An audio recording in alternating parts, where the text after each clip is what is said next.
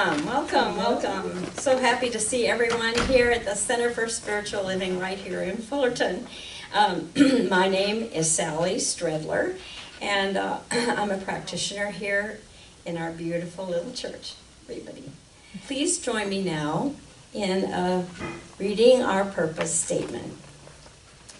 We are a loving spiritual community, empowering all to live healthy and successful lives through practicing the principles of science of mind.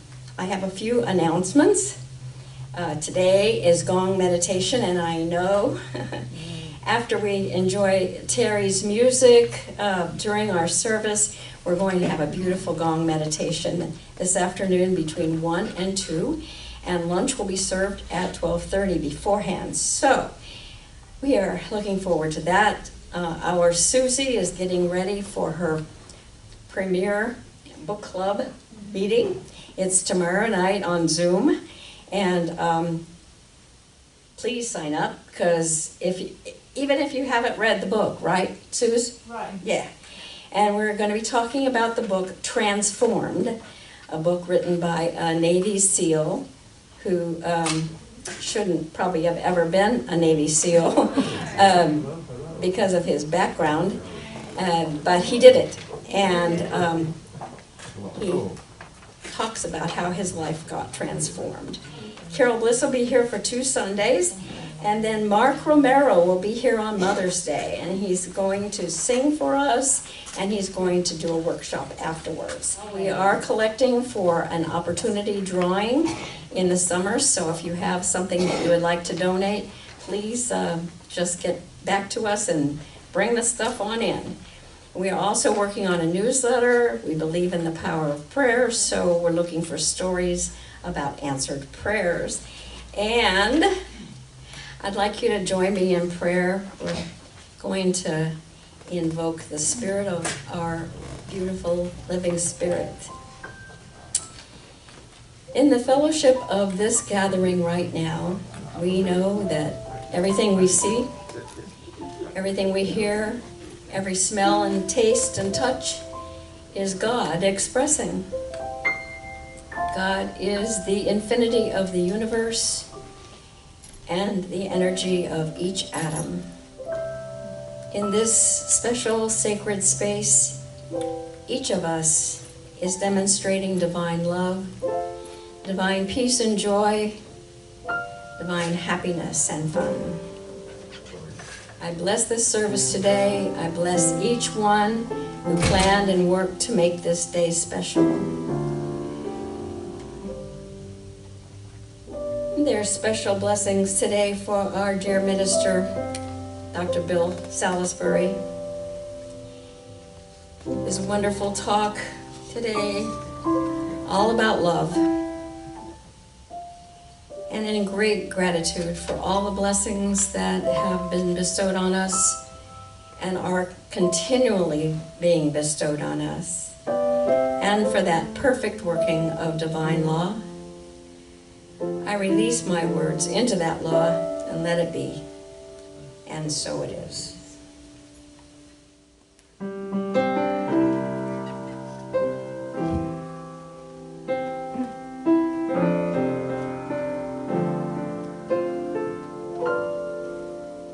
need to be still.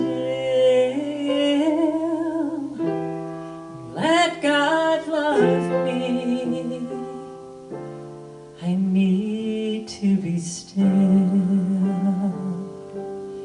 let God love me. When this old world starts to push and shove me, I need to be still and let God love me.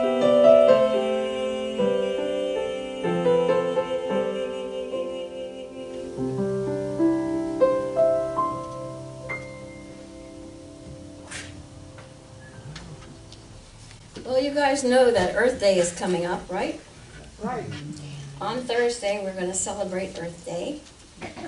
So, my reading is from a woman named Wangari Maathai, who won the Nobel Peace Prize in 2004 for her work with the Green Belt movement. She's a Kenyan woman.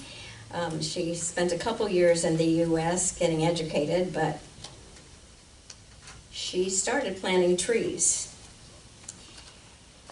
And this is about whether or not it's spiritual environmentalist, healing ourselves by replenishing the earth.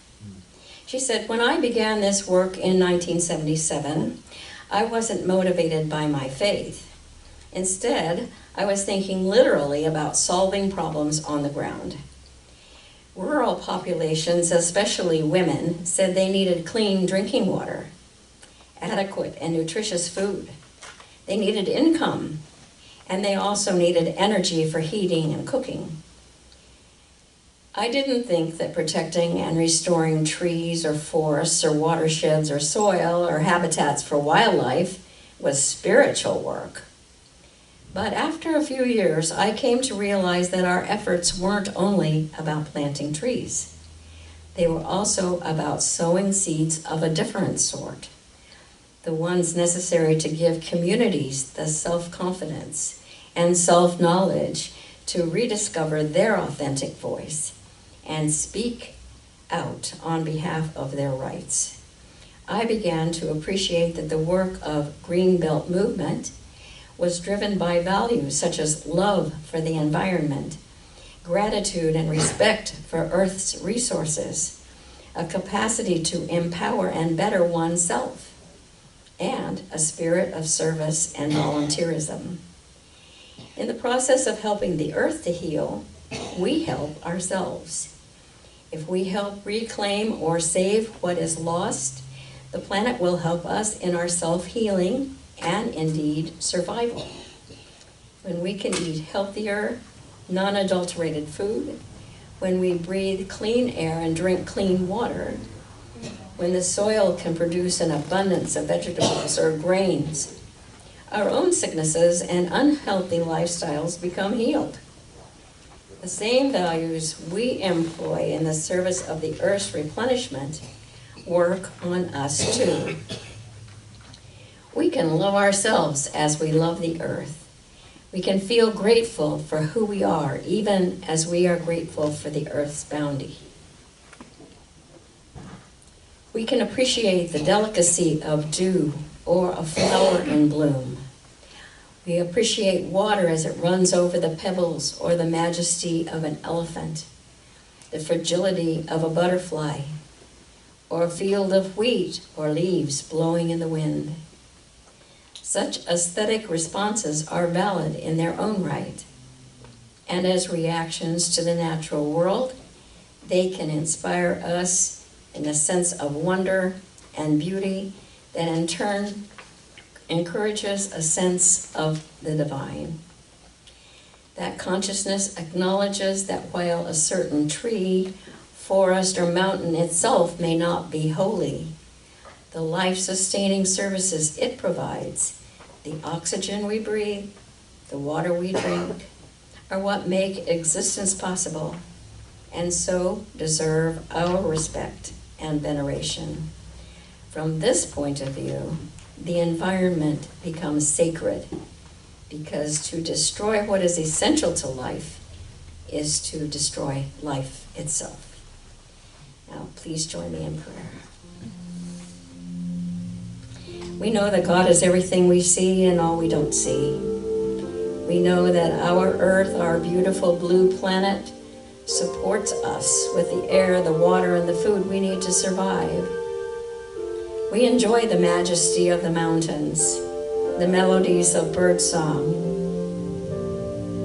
our plentiful land, replete with delicious fruits and vegetables, the oceans, the rivers, the lakes, and the animals.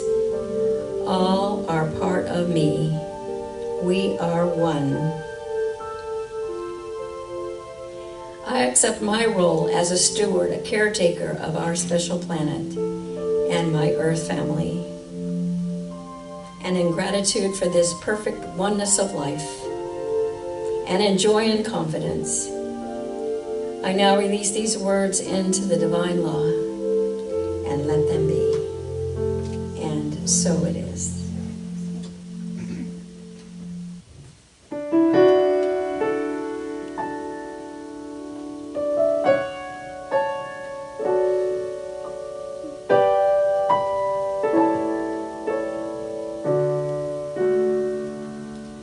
I am peace. I am stillness. I rest in perfect love. I am one with awareness. I breathe in perfect love.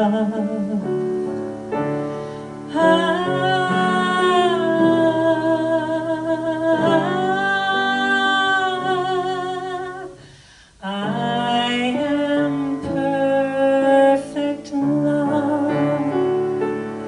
In the hush of the moment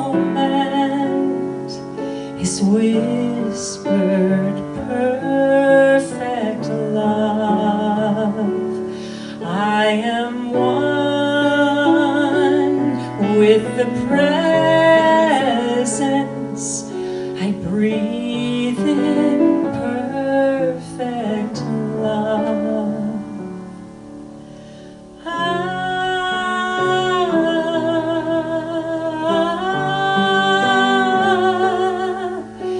I am perfect love.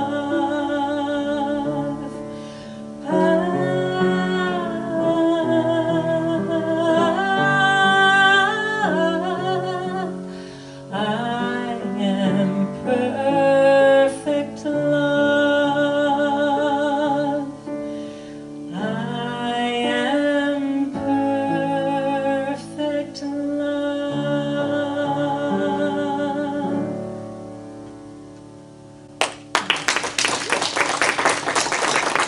Good morning. Good morning. So following this month's theme, Life and Love Everlasting, the title of today's talk, of course, is Love is the Family Business. So just to be clear, let's get the terms straight. By family business, I mean kind of a business that is owned maybe, managed maybe, operated maybe, but certainly worked by people within a family. And especially so when we're talking about people multi-generationally working in this family business. Because I think when we put it like that, we can find out that we, humanity, aren't we a family business? And what's our business? Well, our business is love. That is the family business. Now, I got to tell you, all businesses are service businesses. Can you get that? You know, because even when you might say, well, there's a sales business, Bill. Well, yeah, but you know what? I don't care what you're selling. I can go 100 places, given enough time, and find somebody else selling the same thing. So the only thing I'm getting from you, the reason you're getting my business, is because you're providing me the service that I want while selling me whatever it is I'm looking for. And same with manufacturing. Doesn't matter what it is. We have to be selling a service, because if we're manufacturing something that doesn't provide a service, who's going to buy it? So really all business is a service business. And with that in mind, if we're going to be in business at all, why wouldn't we be in a full tilt boogie? Why would we be half-stepping? That's like walking up to the edge of the pool and dipping your toe in it on a hot summer day. Who does that? No, you just splash in it and you're just immersed in this nice, warm, glowing water with that great friendly feeling that you get, and it cools you off and it sets the mood. And isn't that what it's like when we jump into this thing that we are providing in our human family business, this thing called love? Now, thinking about that line from Sally's reading about how, destroying something destroys, the essence of what it is. You can't do that with love.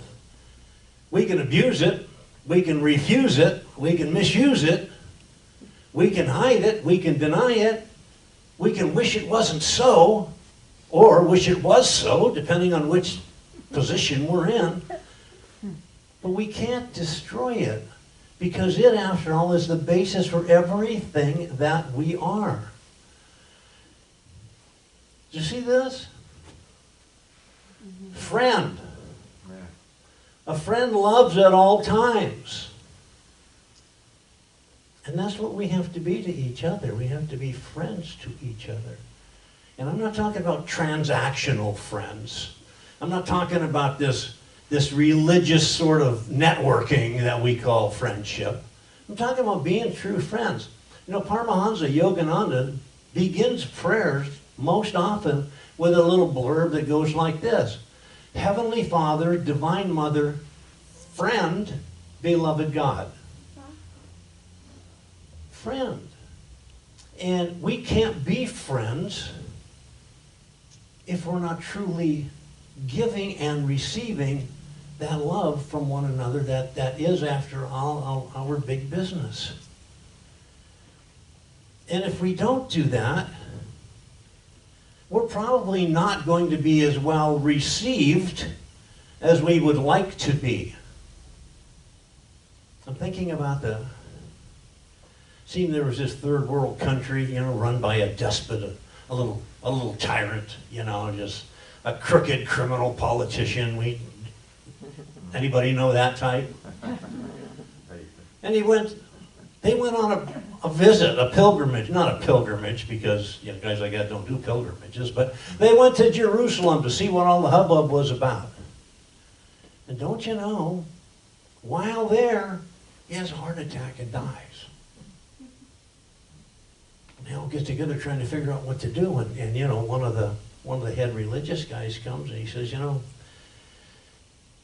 we can prepare your guy for travel back to your country, and with all we have to do, and especially in this age of COVID and all the restrictions and stuff, it's going to run about 50 grand. Or, if you want, we can bury him right here in the Holy Land, and after the transaction fees, the difference in the money and the currencies, run you about $100. And they all looked at each other, and they looked at the priest, and they said, we need to talk about this. And they back off a little bit, and they get in that little huddle, and they talk. A few minutes later, they come back, and they said, okay, we're gonna send him home. And the priest says, really? 50 grand? When you could bury him right here for $100? They said, yeah, because, a long time ago, there was a guy who died here and they buried him, and 3 days later he came back to life. We don't want to take any chances here. We're going home. This is not a person who's loved, right? This is not a person who's sharing in that family business. And sometimes, without even realizing it, and I'm not going to say any of us would ever get that bad, but don't we sometimes get a little bit off the rail?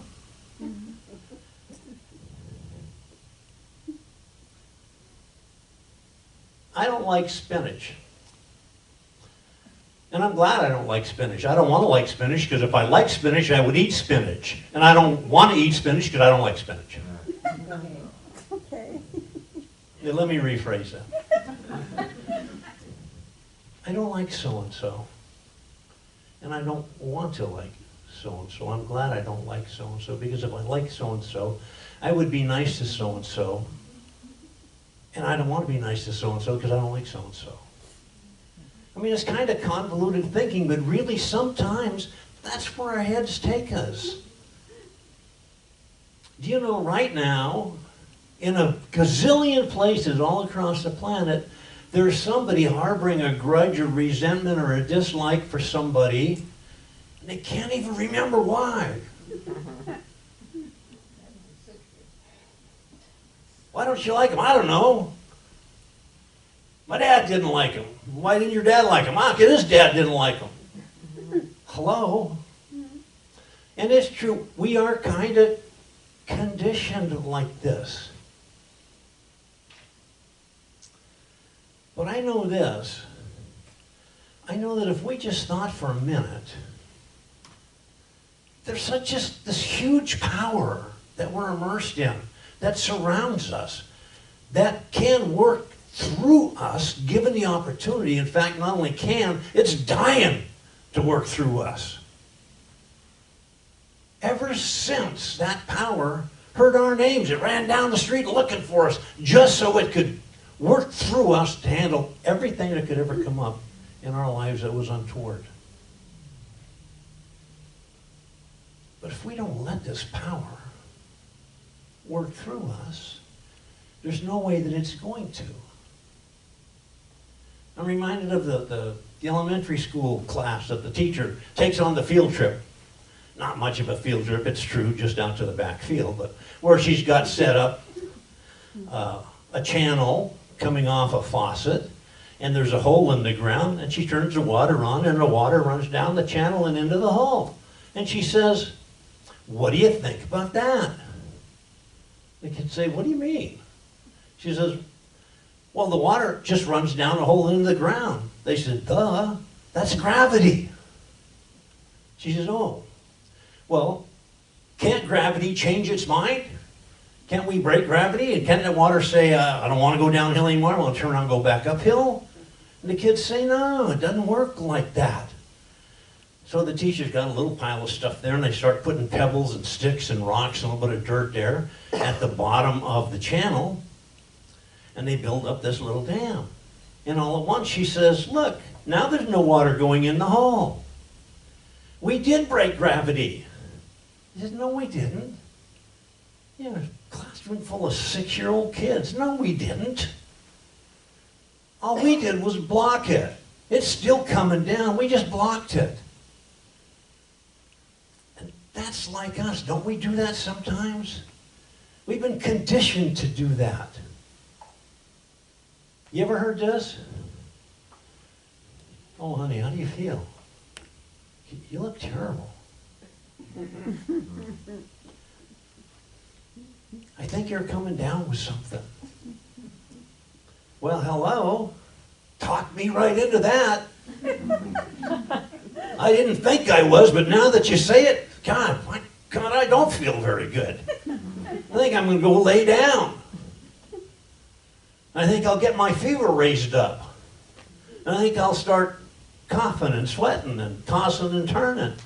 We can talk ourselves into all that stuff. And my question is, if we can talk ourselves into that sort of thing, why can't we talk ourselves into the opposite of that sort of thing? Well, we can. I mean, that's the short answer. Of course we can. The master teacher Jesus, remember him? And he said, "Resist not evil." And isn't that what we're talking about here? I don't talk myself into being well by talking myself out of being sick. Do we get that? I talk myself into being well by telling myself I'm well. Not saying, "Oh no, that's not my cough. No, that's not my fever. No, that's not chills running through my body." And of course, Jesus referred to errors in thinking as Satan, did he not? And what he said about this was, "Get behind me, Satan." In other words, resist not evil. I'm not going to resist the evil. What I'm going to do is talk up the good. Because if we're resisting evil, what happens? Well, here's a little mathematical formula for us. Resistance equals persistence. Because our subconscious, they say that like 90% of our consciousness is subconscious, it's below the surface.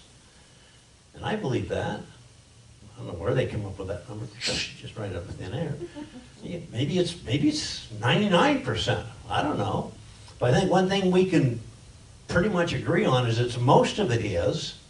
But the good news is, let me finish with the bad news.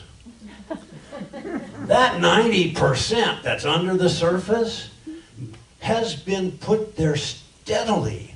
It's like that stream of water running down the channel. It's been put there steadily for all of our lives. Oh, sure, every once in a while, your favorite aunt or uncle says, "What, are you kidding? That's not true. You're the greatest thing since sliced bread."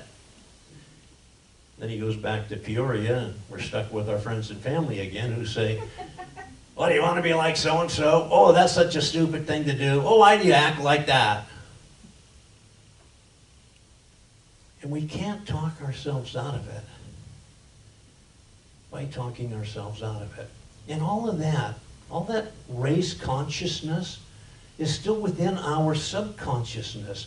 It's there and it comes up uninvited, as it were.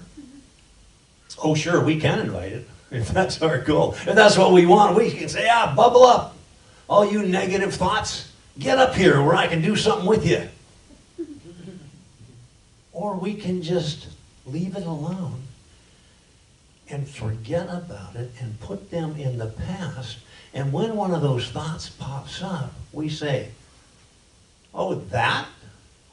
That's just one of those old thoughts that I used to have back before I realized that I'm in charge here. That I'm in charge of my thoughts, and my thoughts become my actions and my deeds and my life. I am in charge of those things until and unless I let go of that control and I turn it over to someone or something else." But here's what I wonder. If we are going to not be in charge, if we are going to not be in control, and we're going to give that control to someone or something else, why wouldn't we give it to that power that is all around us and within us that we can use for our benefit and the benefit of the others? Why wouldn't we give that to God rather than giving that to some other entity, something that might be maybe even used against us? You've heard this. "Why aren't you more like so-and-so?" Or you see somebody and say, "Oh man, I'd like to be like her. I'd like to be like him." If we're going to emulate something, somebody, why wouldn't we emulate the greatest thing that there ever is? Why wouldn't we emulate that Christ consciousness that's within that person we think so much of at any given moment? Instead of the person, let's talk about the consciousness, because that consciousness is already within us. All we have to do is get to the end of that channel coming down from the faucet and get rid of all those stones and pebbles and sticks and all that dirt. All we have to do is clear out the way for it to continue to work through us.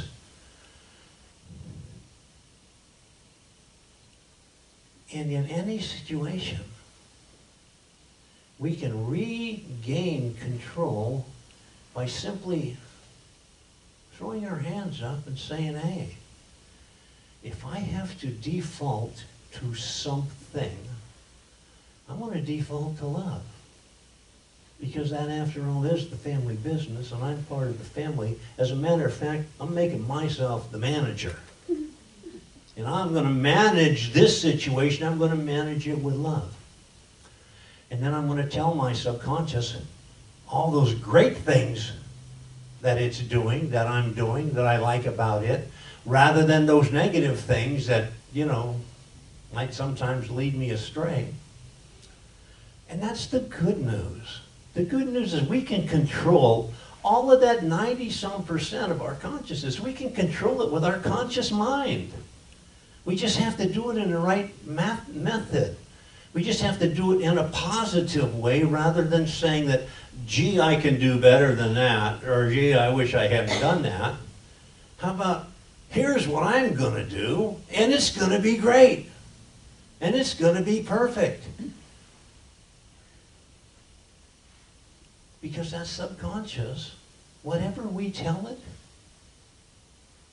it's what it's going to do. You know our saying, thoughts become things? Thoughts do become things.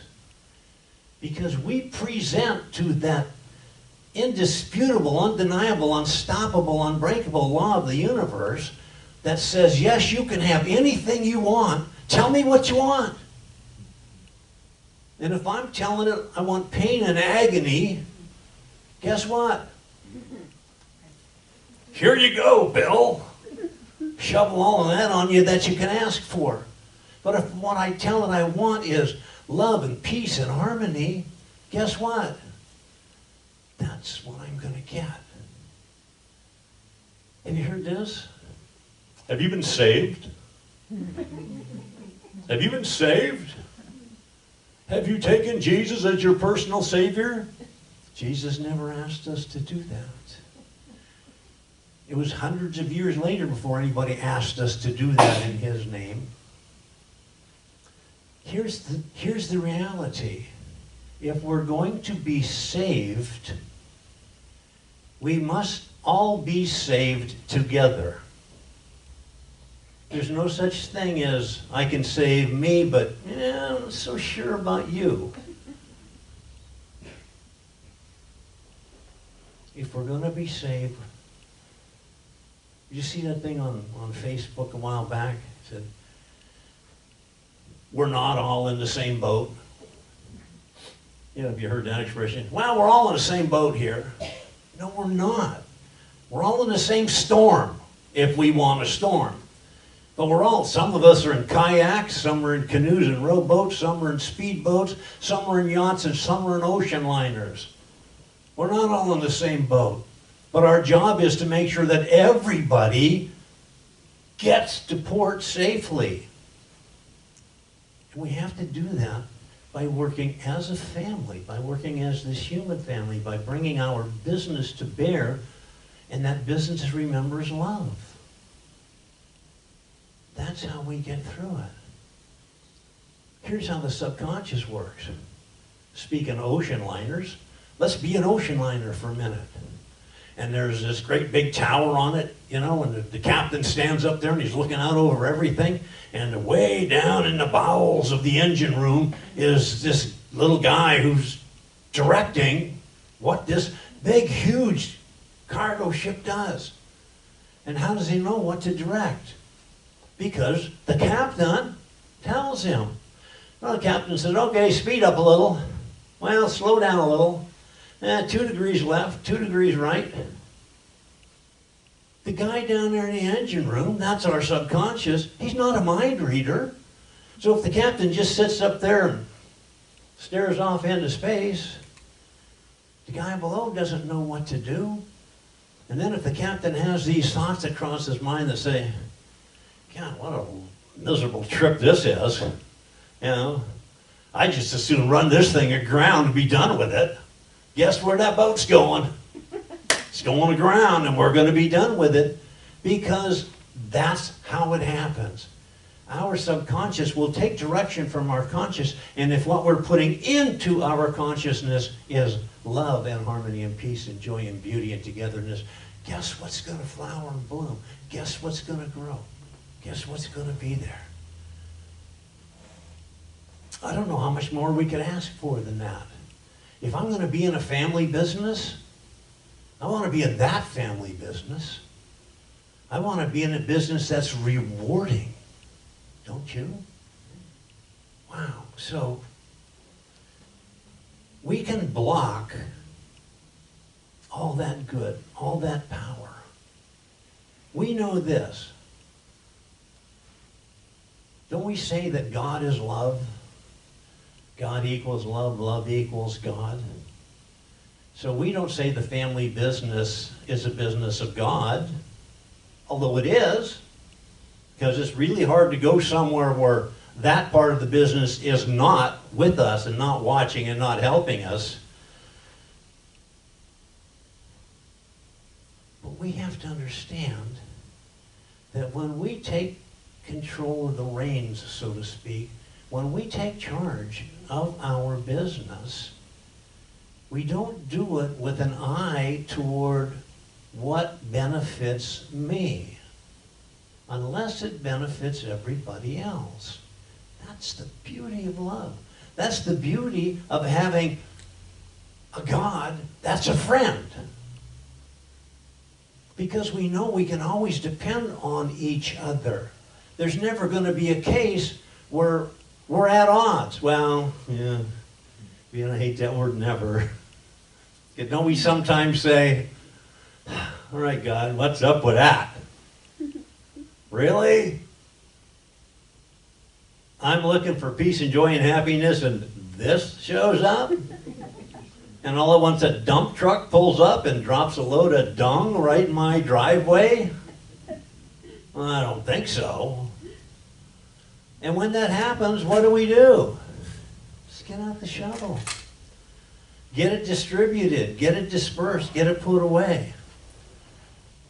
And we do that by way of knowing that at bottom we have to always correct all the negative thoughts, all the wrong things that pop up thanks to that race consciousness.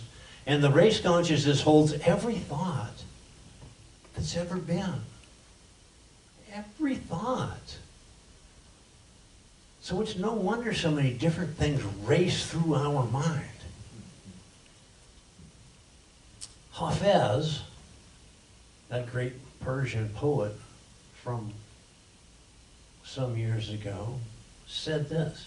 He said, "Is it true that your mind is sometimes like a battering ram, running all through the city, shouting so madly inside and out about the 10,000 things that do not matter?" Wow. Do you know that we think about 10,000 things every day that do not matter? I mean, we do. We just do. There's nothing wrong with that. It's just how we are. But we have to be able to recognize, differentiate between those many, many, many, many things that don't matter. And always when a question comes up about this, that, or the other, we have to follow the one that says, what would love do in this situation? And it's great to have all those, I almost said all those frivolous thoughts. I know, I'm probably the only one who has them. But really, I get lots of frivolous thoughts that come through my mind. And sometimes I think they're cute. Sometimes whimsically I think, oh, that would be nice. And then I remember, no, that's not what I'm here for. Remember the guy who showed up in front of God and said, I'm out of all the misery on the planet? Why didn't you send someone to fix it? And God said, I did. I sent you. Do you remember that? That was only last week. We should remember it. I sent you. And I sent you in love to do this. We are the representatives of the divine on this planet. We are not only just the manifestations and the creations. If this were a government, we'd be those representatives. We'd be the one who takes what God would be thinking about a situation and either further it and vote for it, or we don't. And that is our choice. And we make that choice how many times a day? Can we be perfect? That's a bad question. Of course we can. Is it likely that we're going to be perfect every day in every way? Yeah, probably not. We've got a long way to go. But the fact is, the more we trend toward the decisions that love would insist upon, the closer and closer we're going to be getting to that divine allness, that surrounding that God that immerses everything within it. The closer we get to that, and the closer we get out of this storm, and a lot of the storm, remember, is self-imposed, it's self-inflicted, and those parts of it that aren't, we're going through for a reason. You know, Eckhart Tolle says, how do I know the experience, this miserable experience I'm having right this second, is what my soul needs? It's easy. It's because you're having the experience. We wouldn't be having it if it wasn't necessary for our advancement spiritually. So let me just leave you with this. Let's just talk about, let's don't doubt love. If we're going to ever doubt anything, let's doubt the pureness of the channel we are presenting for it to come through. Because love is pure from its get-go. We were created in love, with love, for love, by love. We were put here on this planet, the sole purpose, just to include everything in love that we can make. Let's like spinach. Let's not like it because we've just talked ourselves into that. Let's just know that we can, in an instant, change our thoughts about anything. So if we're harboring any kind of thought that is not about love or peace or joy or humanity or community, let's stop thinking those thoughts and in their place think the thoughts of the world as the way we would like to see it. As pure, whole, complete, healthy, perfect. And everyone in it enjoying the exact same share of that God love that is available to all of us. I know this is so, I know it's the case, I know we can do this, I know we should do this, I know we will do this when we set our minds to it. So let's set our minds to it right now. And I just release this word into that powerful law, knowing that it knows only to say yes to my every demand. I let it go. I know it is done.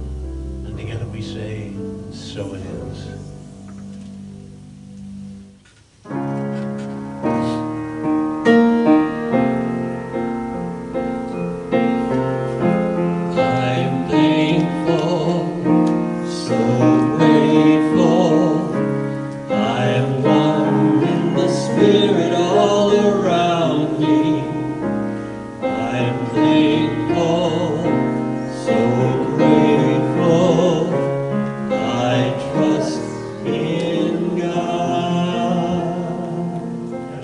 And grateful, that's what we are. And this, of course, is our opportunity to share our gratefulness, our gratitude, our thanks, and to share our abundance. We know that all of our good comes from that one source, God. And for this, we are so thankful. Let's just know together that we bless these gifts, these tithes, these offerings, knowing they're given from the central core of who we are, which is God made manifest on this plane. We send them forward with no strings, no conditions to do their great work in the world through our center. Thank you very much. So it is. How about some more Terry Wilder?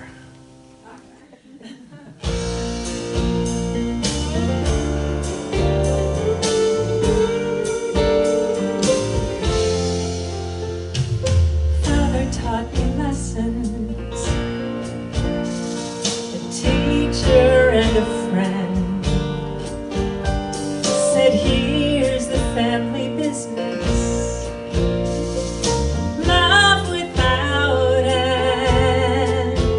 So I'm here to carry on, share the light that has guided me, with a question or two that I'm asking of you. Maybe you can help me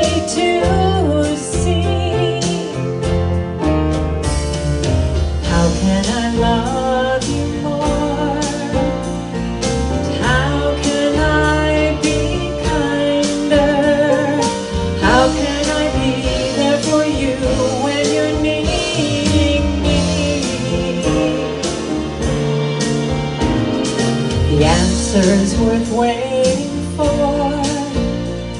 You never have to find your way alone. How can I love you more?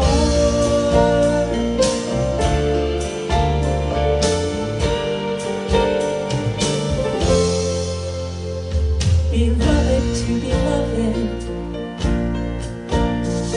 with strangers passing by, between parents and their children, eye to eye. We are here for just a while. Every moment is ours to live. When we ask from the heart, and it's easy to start, and there's only more to give. Think of someone you love and ask them this question: how can I love you more? Sing along. How can I be kinder? How can I be there for you when you're needing me? Answers worth waiting for. You never have to find your way alone. How can I love you more? Good for all the world, good for all that will ever be, good for every dream, good for all of eternity. Put your hand over your heart. Now ask yourself, how can I love you more? How can I be kinder? How can I be there for you when you're needing me? The answer's worth waiting for. You never have to find your way alone. How can I love you more? How can I love you more? How can I love you more?